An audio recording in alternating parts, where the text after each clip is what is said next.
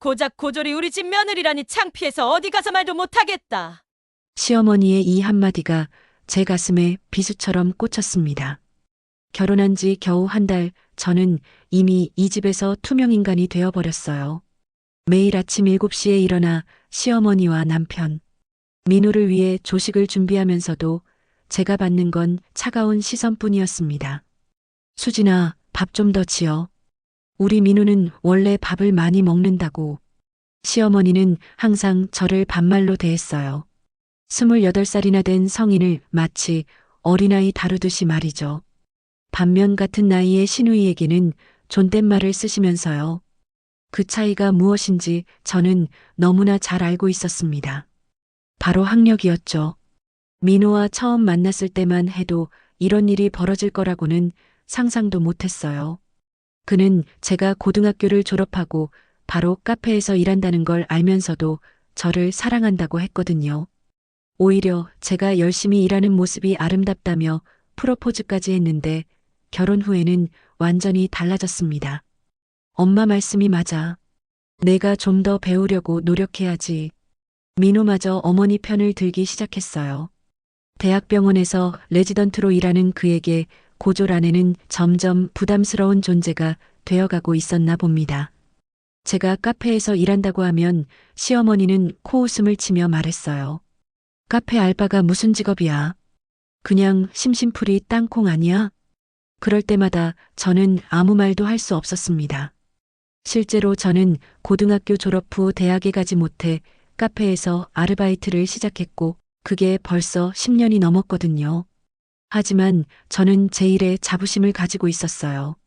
단순한 아르바이트가 아니라 매장 관리까지 맡을 정도로 인정받는 직원이었으니까요. 시어머니는 제가 설거지를 할 때면 옆에서 지켜보며 한마디씩 던졌습니다. 그릇도 제대로 못 닦네. 역시 배우지 못한 티가 난다. 정말 견딜 수 없었어요.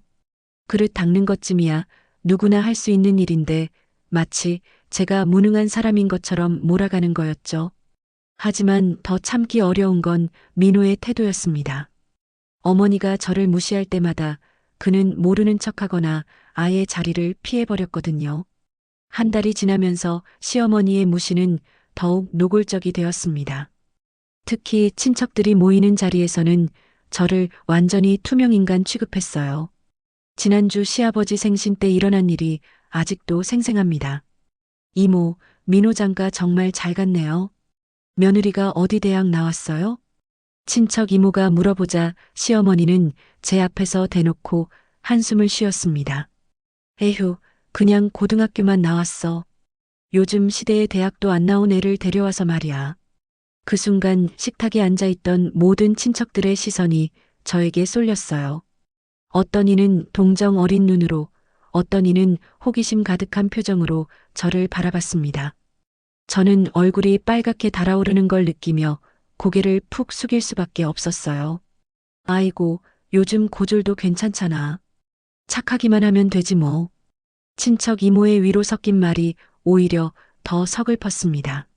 마치 제가 학력이 부족한 대신 착하기라도 해야 하는 불쌍한 존재인 것처럼 들렸거든요.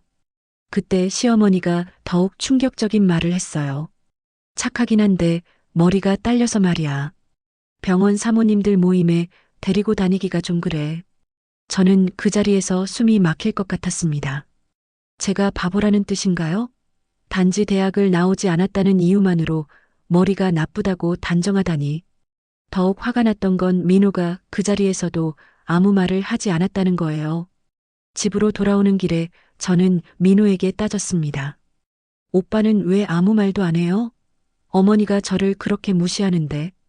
민호는 운전대를 잡은 채 한숨을 쉬며 답했어요. 엄마도 나름 서운한 거야. 내가 의사인데 며느리가 고졸이니까 체면이 서지 않으시는 거지. 그 말을 듣는 순간 정말 기가 막혔어요. 남편마저 어머니 편을 드는 상황에서 저는 완전히 외톨이가 된 기분이었습니다. 이 집에서 저를 이해해주는 사람은 아무도 없구나 싶었죠. 시어머니의 무시는 일상 속 사소한 순간들에서도 계속되었습니다. 제가 요리를 하면 맛이 없다고 했고 청소를 하면 깨끗하지 않다고 했어요. 심지어 제가 입는 옷까지 시비를 걸었습니다. 그런 싸구려 옷 입고 다니면 우리 민호 품격이 떨어져 보인다. 저는 카페에서 받는 월급이 많지 않아서 옷을 비싸게 사 입을 수 없었어요. 하지만 나름대로 깔끔하게 입으려고 노력했는데 그마저도 흠잡을 거리가 되어버렸습니다. 점점 자신감을 잃어가는 제 모습이 스스로도 한심하게 느껴졌어요. 그날도 평소와 다름없는 하루였습니다. 아침 일찍 일어나 시어머니와 민호의 아침을 차린 후 저는 카페로 출근했어요. 시어머니는 오후에 병원에 가신다며 제게 핸드폰을 충전해달라고 부탁하셨습니다. 수진아, 내 핸드폰 충전 좀 해놔. 배터리가 다 떨어져 간다. 저는 시어머니의 핸드폰을 받아 거실 테이블에 놓고 충전기를 연결했어요. 그런데 충전하는 동안 메시지 알림이 계속 울리는 거예요. 혹시 급한 일인가 싶어서 확인해 보려다가 문득 화면에 뜬 연락처 목록이 눈에 들어왔습니다. 처음에는 별 생각 없이 보고 있었는데 갑자기 이상한 이름이 보였어요. 거지라고 저장된 연락처가 있는 거예요. 누가 자기 이름을 거지라고 저장해 놨을까 궁금해서 번호를 확인해 봤는데 그 순간 제 온몸에 소름이 돋았습니다. 그 번호는 바로 제 번호였어요. 처음에는 잘못 본 줄 알았습니다. 다시 한번 확인해 봐도 틀림없었어요. 시어머니는 제 이름을 거지로 저장해 놓으셨던 겁니다. 제가 이 집에 와서 느꼈던 모든 무시와 차별이 이 한 단어에 압축되어 있는 것 같았어요. 손이 덜덜 떨렸습니다. 가슴이 쿵쾅거리며 숨이 제대로 쉬어지지 않았어요. 저는 그 자리에 주저앉아 핸드폰을 다시 한번 확인했습니다.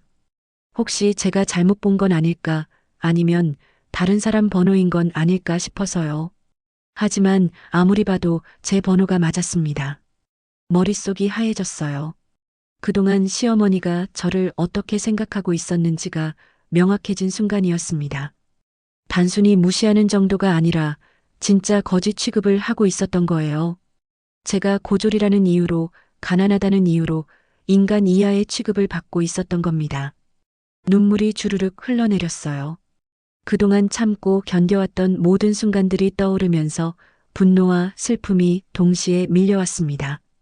저는 과연 이 집에서 며느리로 인정받을 수 있을까요? 아니, 최소한 인간으로라도 대접받을 수 있을까요? 시어머니가 병원에서 돌아오기 전까지 저는 그 자리에서 한참을 울었습니다. 핸드폰을 다시 제자리에 놓으면서도 손이 계속 떨렸어요. 이제 어떻게 해야 할지, 어떤 얼굴로 시어머니를 마주해야 할지 전혀 감이 오지 않았습니다. 하지만 한 가지는 확실했어요. 더 이상 이런 취급을 받으며 살 수는 없다는 것이었습니다.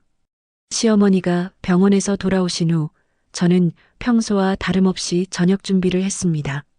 하지만 마음속은 폭풍이 몰아치고 있었어요. 핸드폰에서 본 그 충격적인 장면이 계속 머릿속을 맴돌았습니다. 거지라는 단어가 저를 짓누르고 있었어요. 저녁 식사 시간이 되자 민호도 병원에서 돌아왔습니다. 평소처럼 세 명이 식탁에 앉았지만 저는 도저히 음식을 넘길 수가 없었어요. 시어머니는 태연하게 식사를 하시면서 오늘 병원에서 있었던 일을 얘기하고 계셨습니다. 오늘 병원에서 김 선생 부인을 만났는데 며느리가 서울대에 나왔다고 자랑하더라고. 그 말을 듣는 순간 저는 더 이상 참을 수 없었어요. 젓가락을 탁 놓으며 시어머니를 똑바로 바라봤습니다. 어머니, 제가 어머니 핸드폰에서 뭘 봤는지 아세요? 갑작스러운 제 말에 시어머니는 당황한 표정을 지으셨어요. 민호도 무슨 일인지 모르겠다는 듯 저를 바라봤습니다. 갑자기 무슨 소리야? 제 이름이 거지로 저장되어 있더라고요. 어머니 핸드폰에 말이에요. 그 순간 식탁에 정적이 흘렀습니다. 시어머니의 얼굴이 순간 굳어졌고 민호는 믿을 수 없다는 표정으로 어머니를 쳐다봤어요. 시어머니는 잠시 당황하시더니 곧 태연한 척하며 답하셨습니다. 그게 뭐 어때서? 내가 우리 집에 얹혀 사는 주제에. 저는 그 말을 듣고 완전히 이성을 잃었어요. 그동안 참고 참았던 모든 감정이 한순간에 터져나왔습니다. 얹혀 산다고요? 저도 매일 일해서 생활비 보태고 있는데요. 그리고 설령 그렇다고 해도 어떻게 며느리를 거지라고 저장할 수 있어요? 목소리가 떨렸지만 저는 계속 말을 이어갔습니다. 그동안 어머니가 저를 무시하는 거 다 참았어요. 고졸이라고 가난하다고 무시하는 것도 참았고요. 하지만 거지라고 저장해 놓는 건 정말 너무하지 않아요? 시어머니는 제 말에 오히려 화를 내셨어요. 뭐가 너무해? 사실이잖아. 대학도 못 나온 주제에 의사 며느리 행세하고 앉아 있으니 거지나 다름없지. 그 말을 듣는 순간 정말 눈앞이 캄캄해졌어요. 저는 벌떡 일어서며 소리쳤습니다. 저는 거지가 아니에요. 비록 고졸이지만 열심히 일하면서 살고 있고 누구에게 피해 주지 않고 살고 있어요. 민호가 그제야 끼어들었어요. 엄마, 그건 좀 심하신 것 같은데요. 수진이도 나름 열심히 살고 있잖아요. 하지만 시어머니는 민호에게도 화를 내셨습니다. 너도 이제 와서 그런 소리 하지 마. 처음에 누가 반대했는데 안 들었잖아. 고졸 며느리 둬서 좋을 게 뭐야? 저는 더 이상 이 상황을 견딜 수 없었어요. 그동안 쌓였던 모든 분노와 서름이 한꺼번에 쏟아져 나왔습니다.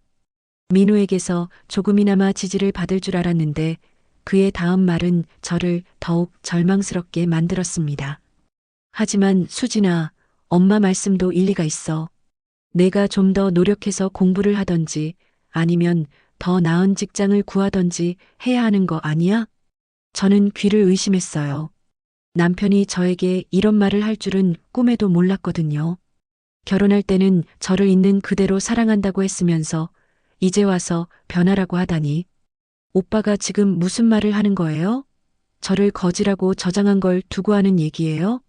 민우는 난처한 표정을 지으며 고개를 돌렸어요. 그리고는 어머니 편을 들기 시작했습니다. 엄마도 주변 사람들 때문에 스트레스 받으시는 거야. 병원에서 다른 의사 부인들 만날 때마다 무안하다고 하시잖아. 저는 정말 기가 막혔어요. 남편까지 저를 무시하기 시작한 겁니다.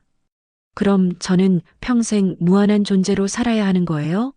제가 뭘 잘못했길래 이런 취급을 받아야 해요? 시어머니가 다시 끼어들었습니다. 잘못한 게 뭐냐고? 분수를 모르는 게 잘못이지. 고작 고졸 주제에 의사 며느리 자리에 앉아 있으면서 당당하게 구는 게 잘못이야. 그 말을 듣는 순간 저는 완전히 무너져 버렸어요. 이 집에서 저는 정말 원치 않는 존재였구나 하는 생각이 들었습니다. 남편마저 어머니 편을 드는 상황에서 저는 완전히 고립되어 버렸어요. 그럼 이혼할게요. 제 입에서 나온 말에 민호와 시어머니 모두 깜짝 놀랐습니다. 저 자신도 놀랐어요. 하지만 일단 입 밖으로 나온 말을 되돌릴 수는 없었습니다. 수진아, 갑자기 무슨 소리야? 이혼이 그렇게 쉬운 일인 줄 알아? 민호가 당황하며 말했지만 저는 이미 마음을 정했어요. 쉽지 않다는 거 알아요. 하지만 더 이상 이런 식으로는 못 살겠어요. 남편한테도 인정받지 못하는 결혼 생활이 무슨 의미가 있어요? 시어머니는 오히려 냉소적으로 웃으며 말씀하셨어요. 그래, 이혼해. 애초에 안 맞는 결혼이었어. 우리 민호한테는 더 좋은 사람이 있을 거야. 그 말이 저에게는 마지막 일격이었어요. 저는 더 이상 이 자리에 있을 수 없어서 방으로 들어갔습니다. 민호가 뒤따라 들어왔지만 저는 등을 돌린 채 말했어요. 오빠도 어머니랑 똑같네요. 저를 진짜 사랑했다면 어머니가 저를 거지라고 부를 때 화를 냈어야죠. 그날 밤 저는 한잠도 자지 못했습니다. 결혼 1년도 안 되어 이혼을 생각하게 될 줄은 꿈에도 몰랐어요. 하지만 이제는 정말 다른 선택의 여지가 없어 보였습니다. 그날 밤을 하얗게 지새운 후 저는 중요한 결정을 내렸습니다.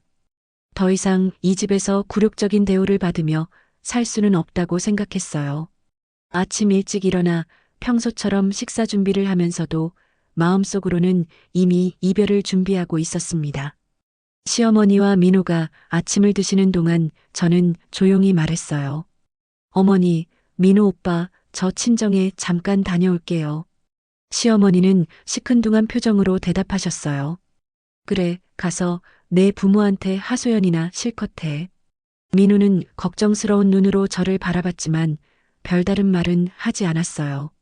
어젯밤의 일로 서로 어색한 분위기였거든요. 저는 간단히 짐을 챙겨서 친정으로 향했습니다. 친정에 도착하자마자 어머니는 제 얼굴을 보고 깜짝 놀라셨어요. 수진아, 얼굴이 왜 이렇게 상했니? 무슨 일 있었어? 저는 그동안 꾹꾹 눌러 참았던 이야기를 어머니께 모두 털어놓았습니다. 시어머니의 차별 대우부터 시작해서 핸드폰에서 발견한 충격적인 사실까지 모든 것을 말씀드렸어요. 어머니는 제 이야기를 들으시면서 점점 화가 나는 표정이 되셨습니다. 그런 대접을 받으면서 왜 진작 말하지 않았니? 아무리 시어머니라도 그렇게 할 권리는 없어. 어머니의 따뜻한 위로에 저는 그동안 참았던 눈물을 펑펑 쏟아냈어요. 집에서는 울 수도 없었는데 친정에 오니까 마음이 한결 편해졌습니다. 엄마, 저 이혼하고 싶어요. 더 이상 그런 대우 받으면서 살고 싶지 않아요. 어머니는 제 손을 꼭 잡으시며 말씀하셨어요. 수진아, 이혼은 신중하게 결정해야 할 일이야. 하지만 내가 그렇게 힘들어한다면 엄마는 내 편이야. 그 말을 듣는 순간 정말 마음이 든든해졌어요. 적어도 이 세상에는 저를 이해해주는 사람이 있다는 걸 느꼈거든요. 친정에서 며칠을 지내면서 저는 앞으로의 계획을 차근차근 세웠습니다. 우선 경제적으로 독립할 수 있는 방법을 찾아야 했어요. 카페 일만으로는 혼자 살기에 부족하니까 다른 일을 더 구해야겠다고 생각했습니다. 그리고 이혼 절차에 대해서도 알아봐야 했고요. 친정 아버지도 제 편을 들어주셨어요. 우리 딸이 그런 취급받을 이유는 없다. 학력이 부족하다고 해서 인격까지 무시당해야 하는 건 아니지. 가족들의 지지를 받으니까 용기가 생겼어요. 처음에는 이혼이라는 게 너무 무서웠는데 이제는 새로운 시작이라고 생각하니까 오히려 기대되기도 했습니다. 더 이상 눈치 보며 살지 않아도 되고 거지 취급받지 않아도 되니까요. 민우에게서 몇 번 전화가 왔지만 저는 받지 않았어요. 이제 할 말은 다 했고 더 이상 설명할 것도 없다고 생각했거든요. 결심이 서면 행동으로 옮겨야죠. 친정에서 일주일을 보낸 후 저는 다시 시댁으로 돌아갔습니다. 하지만 이번에는 굴복하러 간 게 아니라 당당하게 제 입장을 정리하러 간 거였어요. 짐을 정리해서 가져와야 했거든요. 현관문을 열고 들어서자 시어머니가 거실에 앉아 계셨어요. 민호는 아직 병원에서 일하고 있는 시간이었고 저와 시어머니 둘만 마주하게 되었습니다. 왔구나. 친정에서 실컷 징징댔니?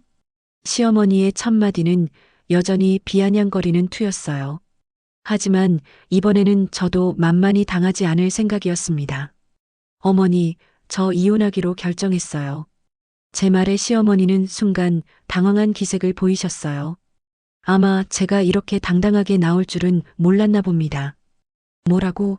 이혼? 내가 감히? 네, 감히 이혼하겠어요. 더 이상 거지 취급받으면서 살고 싶지 않거든요. 저는 차분하지만 단호한 목소리로 말했어요. 그동안 겁먹고 주눅 들어있던 제 모습과는 완전히 달랐죠. 어머니께서 저를 거지라고 생각하신다면 저도 더 이상 어머니의 며느리로 살 이유가 없어요. 시어머니는 그제야 조금 당황하시는 것 같았어요. 야, 그게 그런 뜻으로 저장한 게 아니야. 그냥 실수였어. 실수라고요? 저는 코웃음을 쳤어요. 1년 넘게 저를 무시하시면서 실수였다고요? 친척들 앞에서 저를 바보 취급하시면서 실수였다고요? 제가 하나하나 따지자 시어머니는 변명을 늘어놓기 시작했어요. 그건 내가 좀 더 노력해야 한다는 뜻이었어. 우리 민호 수준에 맞게 살라는. 수준이요? 어머니가 생각하는 수준이 뭔데요? 대학 나온 게 그렇게 대단한 거예요? 저는 더 이상 참지 않기로 했어요.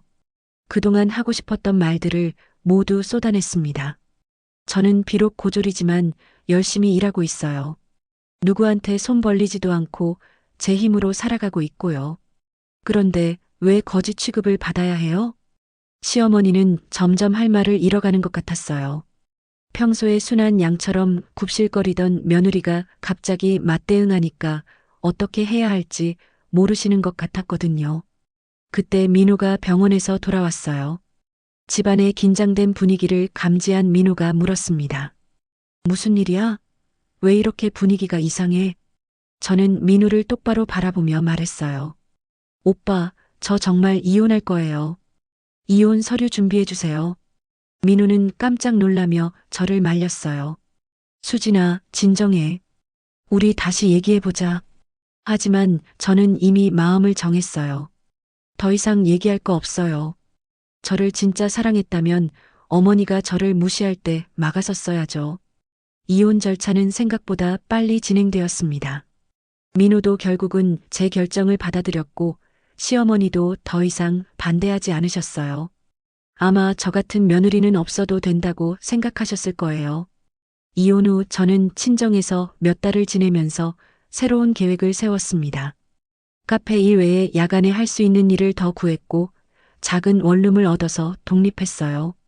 비록 혼자지만 누구 눈치 보지 않고 살 수 있다는 게 정말 행복했습니다. 그로부터 3년이 흘렀어요. 저는 꾸준히 공부해서 바리스타 자격증도 취득했고 지금은 작은 카페를 운영하고 있습니다. 규모는 작지만 제 손으로 일궈낸 소중한 공간이에요. 손님들도 제 커피를 좋아해 주시고 무엇보다 제가 하고 싶은 일을 하면서 살고 있다는 게 가장 큰 행복입니다. 며칠 전에는 정말 깜짝 놀랄 일이 있었어요. 시어머니가 제 카페로 찾아오신 거예요. 처음에는 누군지 알아보지 못했는데 자세히 보니 확실히 시어머니셨습니다. 많이 늙으신 것 같았어요. 수진아, 나야. 시어머니는 조심스럽게 말을 걸어오셨어요. 예전에 당당하고 오만한 모습은 온데간데 없고 뭔가 초라해 보이셨습니다. 어머니, 왜 여기까지 오셨어요? 저는 차갑지도 따뜻하지도 않은 목소리로 대답했어요. 미움은 없었지만 그렇다고 반가운 마음도 들지 않았거든요. 너한테 사과하러 왔어. 그때 내가 너무 심했구나. 시어머니의 뜻밖의 사과에 저는 잠시 당황했어요.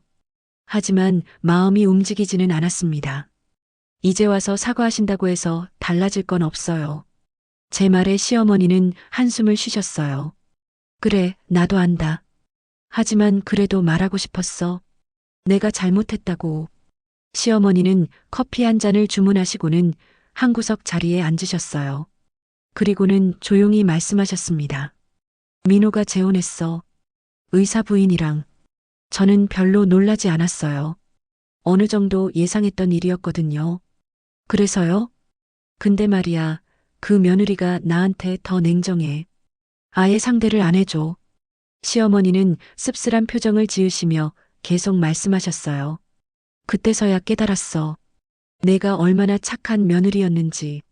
내가 널 거지라고 불렀는데도 끝까지 참고 견뎠잖아. 저는 시어머니의 말을 들으면서 복잡한 감정이 들었어요. 동정심도 생겼지만 동시에 이제 와서 그런 말씀을 하시나 하는 생각도 들었죠. 어머니, 저는 이제 과거 일은 잊고 살고 있어요. 그때 일로 어머니를 원망하지도 않고요. 시어머니는 제 말을 듣고 눈물을 글썽이셨어요. 고마워, 수진아. 내가 이렇게 훌륭한 사람인 줄 그때는 몰랐어. 시어머니가 돌아가신 후 저는 오랫동안 생각에 잠겼어요. 그분도 나름의 고생을 하고 계시는 것 같았지만 그렇다고 해서 예전 일이 용서되는 건 아니었습니다. 다만 이제는 그 일로 제가 상처받지 않는다는 게 중요했어요. 지금의 저는 정말 행복합니다. 비록 혼자 살고 있지만 누구에게도 무시당하지 않고 제가 원하는 삶을 살고 있거든요. 가끔 외로울 때도 있지만 그 외로움마저도 자유로운 외로움이에요. 결혼이 인생의 전부가 아니라는 걸 깨달았어요. 더 중요한 건 자신을 사랑하고 존중하는 마음이더라고요. 저를 거지라고 부르던 그 시절이 있었기에 지금의 소중함을 더욱 느낄 수 있는 것 같습니다. 여러분도 누군가에게 무시당하며 살고 계신가요? 그렇다면 용기를 내보세요. 여러분의 가치는 다른 사람이 정하는 게 아니라 여러분 스스로가 정하는 거예요. 저처럼 새로운 시작을 할 수 있을 거예요. 이 이야기가 여러분에게 조금이나마 위로와 용기가 되었으면 좋겠습니다. 공감되는 부분이 있으시면 댓글로 여러분의 생각을 들려주세요. 그리고 이런 이야기가 더 필요하시다면 구독과 좋아요도 부탁드릴게요. 여러분의 응원이 더 좋은 이야기를 만드는 힘이 됩니다.